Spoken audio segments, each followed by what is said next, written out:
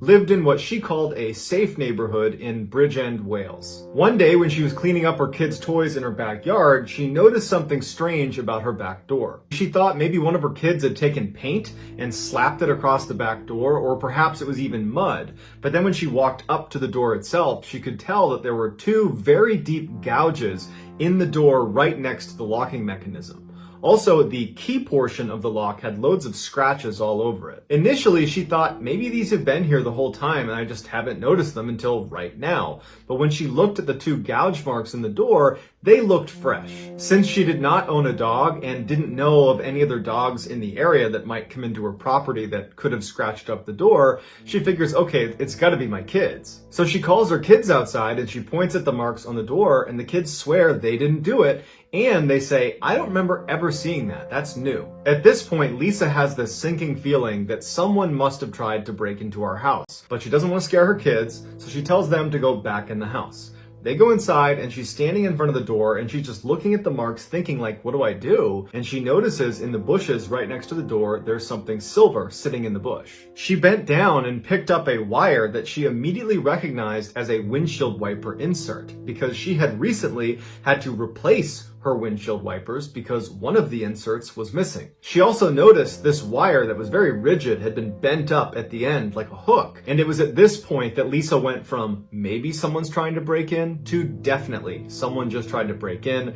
They're using the wire from my windshield to try to defeat the lock. Lisa didn't make much money, but with the money she did have, she went out and got the most expensive, sophisticated surveillance camera that she could put on the back of her house to monitor that back door. And in addition to the camera, starting that night, Lisa began compulsively checking every door, every lock, every window, everything that could secure the house. She would check 3, 4, 5 times before going to bed every single night. And then the next morning, she would get up and she would review the footage from the night before. And for the next several weeks, no one tried to break into her house. There was no suspicious activity recorded on the camera.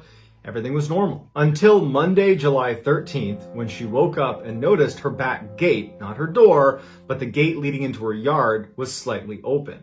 Now, because she was obsessively checking every door, every window, every lock, that included that gate. Meaning the night before, she had triple checked that that gate was shut and locked. So for it to be open right now meant something had happened the night before. And so without even going outside, she goes right to her security camera footage, and she would say that what she saw made her physically ill. Earlier that morning at 1:15 a.m., an unknown man wearing a rain jacket and gloves walks up to the back of their house and puts his hands and his face right up against the window and starts looking in the window. And then he steps back, pulls a flashlight out, and starts looking in the kitchen with his flashlight, just brazenly looking in the house. And at some point, he puts the flashlight down and looks up and clearly notices the camera that she has installed. He looks at it for a minute and then just kind of shrugs and goes right back to shining his light into the kitchen before going around to the door itself and trying the door and fidgeting with the door to open it. It was locked. He goes to the window. He tries to open the window. It's locked. And he would make his way down the side of the house trying to open all of the windows until walking around to the back side of the house where there wasn't a camera. And then when he couldn't open any of the windows or doors because Lisa was diligent about locking everything, he must have just given up and left. Lisa's horrified. She gets in touch with police. She shows them the footage, but unfortunately, his face was kind of obscured in the video, and so they were never able to identify him. Here are the highlights from Lisa's security footage.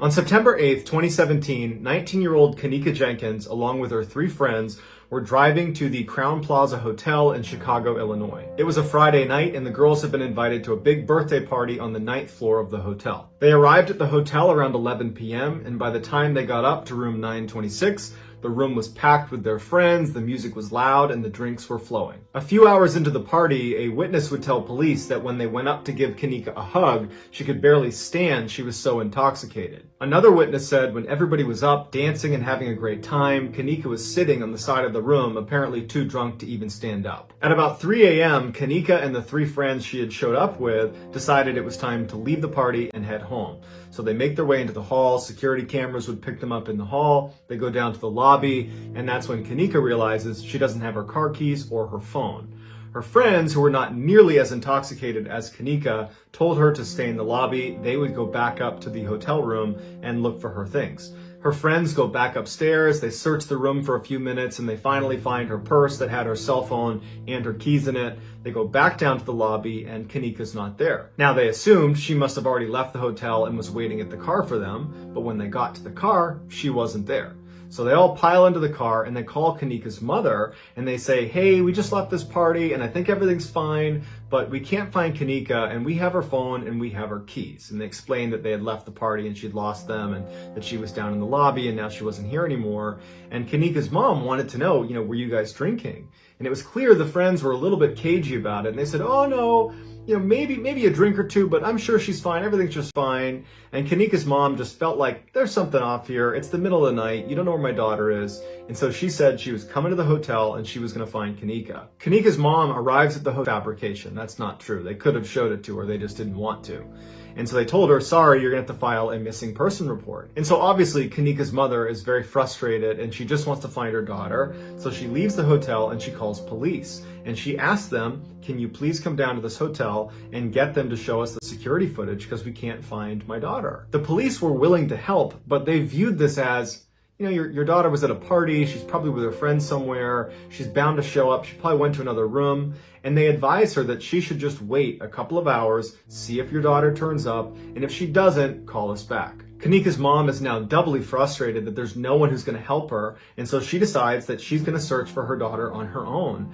And so she goes back into the hotel and she goes up to the 9th floor and she begins going room to room, knocking on every single door and seeing if Kanika is inside or if anybody knows anything about Kanika. And so for hours, her mom goes room by room, floor by floor, and is getting nowhere until at 1:15 p.m., this is now 10 hours after Kanika left the party and vanished, the hotel finds out Kanika's mom is going door to door and they call the police on her and say she needs to leave. She's trespassing now. Police show up to deal with Kanika's mother, who sees the police and says, can you please just ask them to show you the security footage? My daughter's been missing for 10 hours now.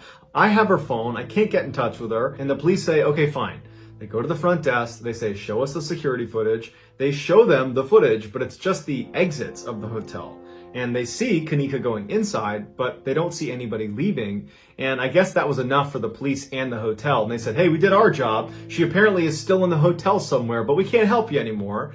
And no one looked anymore at the footage. And so Kanika's mom is once again now not even allowed to be in the hotel, and no one's reviewing the footage. And so she's got nothing she can do. Police would go back though that night at 10 p.m., so 17 hours after Kanika has gone missing, to review the footage again. And they start sifting through other footage beyond just the exits. And they discover Kanika stumbling through the hotel at 3:20 in the morning. She leaves the lobby and makes her way downstairs to the basement. She walks down the hall and can barely stand, and she goes into the kitchen. And then when she's in the kitchen, she kind of stumbles through the kitchen and then vanishes out of sight. When the police are not able to see Kanika on any other camera after she goes into the kitchen, they decide to just go down to the kitchen and look for her in there. And so at 12:48 a.m. on Sunday now, this is almost 24 hours after she's gone missing, they discover Kanika.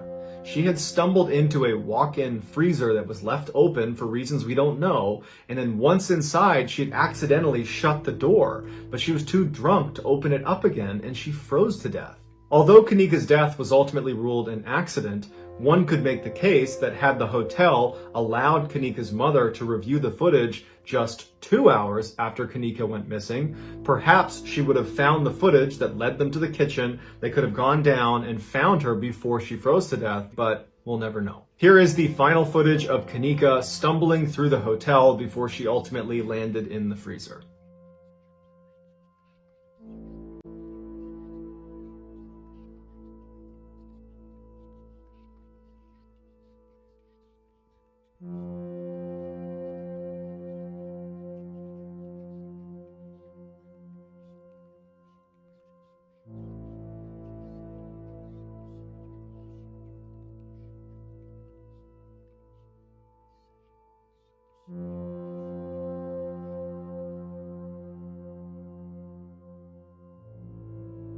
In the early 1970s, a man named Marshall Applewhite was fired from his music teaching job for having an inappropriate relationship with a male student. Shortly after, he admitted himself into a psychiatric institution where he met a nurse who worked there named Bonnie Nettles. Both had a deep interest in biblical prophecy, and Applewhite, after meeting Nettles, was convinced they had met in a previous life. Nettles agreed and took it a step further, saying extraterrestrials had come to her and preordained that she would someday meet Applewhite. The two did not have a romantic relationship at all. It was strictly platonic. They bonded over a desire to ascend to a higher level of existence and ultimately reach the kingdom of heaven. Applewhite began calling himself Bo, and Nettles became Peep, and together they would start an infamous cult known as Heaven's Gate. The premise of Heaven's Gate was that an alien spacecraft that they simply called the UFO was going to come to Earth and whisk away Heaven's Gate cult members, elevating them to a new world and a better life that they referred to as Tela, or the evolutionary level above human. There was a catch though. Anybody on Earth who did not get on the UFO whenever it got here would be recycled, i.e. destroyed, along with everybody else on Earth, and then at some point a new human population would grow, and another UFO would come, and whoever got on that would be saved over and over and over again. That was just how it worked. And Bo and Peep were telling everyone they talked to about Heaven's Gate that we're already in end times. Apparently there were signs that this UFO is going to be here any day. And so now is the time to join the cult. And so by 1975, Bo and Peep had recruited 20 people to be a part of their cult, which meant they gave up their families, they gave up their possessions, they basically gave up everything in their life and moved to Colorado to live in total poverty as they waited for this UFO to arrive. For 10 years, cult members waited and waited for this UFO that never showed up. And Bo and Peep are aggressively reminding people that this is the path, you just gotta stay the path. And then Peep unexpectedly died of cancer in 1985, which really screwed things up for the cult. In their doctrine, it was destiny that Bo and Peep would get on that UFO and make their way to Tela, the evolutionary level above human. That was their destiny. And now Peep has died on planet Earth. She did not get on the UFO. She did not ascend to Tela. She will not get to Heaven's Gate. Bo was devastated and horribly depressed, and it wasn't really clear what was going to happen to Heaven's Gate. But he composed himself and he began to tweak his messaging a little bit. Bo began telling his followers that Peep had in fact ascended to Tela. Yes, she did not get on the UFO. However, the aliens must have given her a signal that if she leaves behind this human body, this mere vessel, you'll still ascend to Tela. Basically, he was preaching to them, if you just end your own life at the right moment, you can go to Tela too. But Bo didn't really know what the right moment was. He didn't know what the trigger was going to be. Until 1995, when astronomers discovered the Hale-Bopp comet was going to be passing by Earth 2 years later in 1997. And Bo saw this as the trigger.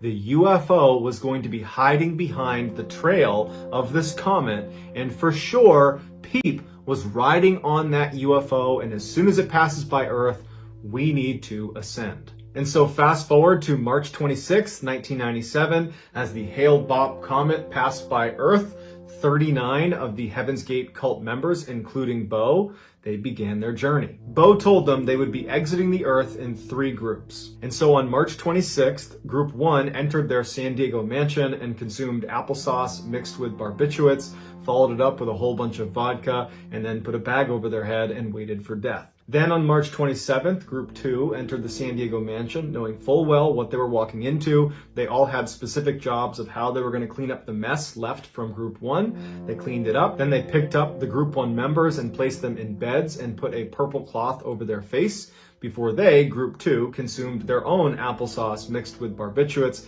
and put a bag over their head and waited for death. On March 28th, the 3rd group entered the San Diego mansion, and this included Bo, and they did the same cleanup as Group 2. They put the Group 2 deceased members in bed as well, and then they consumed applesauce and barbiturates, followed it up with vodka, bag over their head, waited for death. Bo had given special instructions to 2 of the members that were within that third group to wait until he had exited Earth and take special care to put him in a specific bed, organized a certain way, and then when they consumed their own applesauce and barbiturates followed up with vodka, they should do that in their bed because they're the last 2. There's nobody else to move them. When a former cult member stopped by the San Diego mansion to check in on the cult, they went inside not knowing what they were up to and found all 39 cult members deceased, laying in bunk beds with identical black and white Nike running shoes on their feet with purple shrouds over their bodies, and they were all wearing matching armbands that read Heaven's Gate Away Team.